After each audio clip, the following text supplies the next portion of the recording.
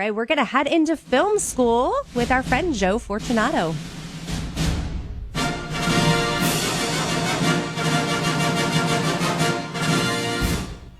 Joe, hi, how are you today? Hey, good morning. Good morning, everybody, and welcome to Film School. Awesome. Well, thank you so much for joining me today. I appreciate you coming on. I know you're usually with Ray Horner, so I appreciate you coming on with me today. No, we'll have some fun. Absolutely. So I heard we're going to talk about the movie Shampoo.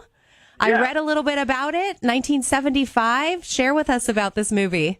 Well, this is from one of my favorite directors, Hal Ashby, who, his name isn't up there with Spielberg and Hitchcock and John Ford and all that, but boy, did he have an incredible run during the 70s. And, his career was cut short. He only was really working for about 12 to 15 years, but this is one of one of his gems. I mean, they're all kind of gems that he did in the 70s, but I think this one might be a little bit forgotten, but it's the 50th anniversary, so I wanted to talk about it.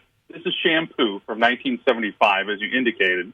This was released March 13th, 1975, as I said, directed by Hal Ashby, written by the great Robert Towne, as well as Warren Beatty. And, of course, it stars Warren Beatty, Julie Christie, Goldie Hawn, Lee Grant, Jack Warden, and a very young Carrie Fisher in one of her first roles. This had 4 Oscar nominations, which is, pretty respectable.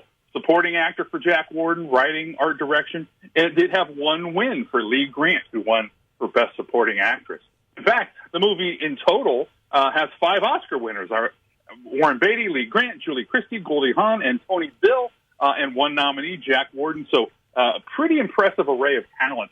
And for those who don't know, this is about a promiscuous Los Angeles hairdresser, of course, played by Warren Beatty, on Election Day 1968, and he juggles the relationships with several women, and it's kind of a satire on sexual politics of the late 60s and just the general social mores of the time. So it is a bit of a time capsule, but I think a fun one. It was pretty successful. In fact, at the time, it was one of the biggest hits in the history of Columbia Pictures. Now, it earned about $24 million in North America, which doesn't sound like a lot by today's standards, but that made it the 3rd highest grossing film of 1975, beaten by only the 2 big ones, Jaws and One Flew Over the Cuckoo's Nest that year. And when Warren Beatty conceived the idea for this film way back in 1967, he was calling it Hair, but he later changed that to avoid confusion with a very popular rock musical that came about at the time. Yeah, I could see how that could get confusing.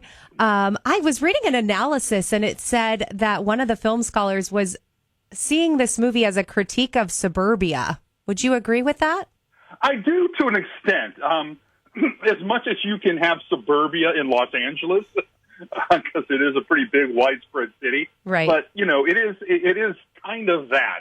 And the lead character that Warren Beatty plays was actually based on real hairdressers Jay Sebring and John Peters, and some people might recognize the name John Peters. And he was a very famous hairstylist to the stars.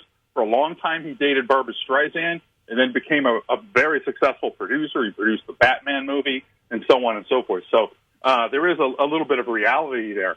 And the other sort of behind-the-scenes drama was that Warren Beatty and Julie Christie were, in a romantic relationship, really on and off all the way from 1967 until about this time, because they broke up during the making of this movie. They still remain friends, and they later worked on Heaven Can Wait in 1978.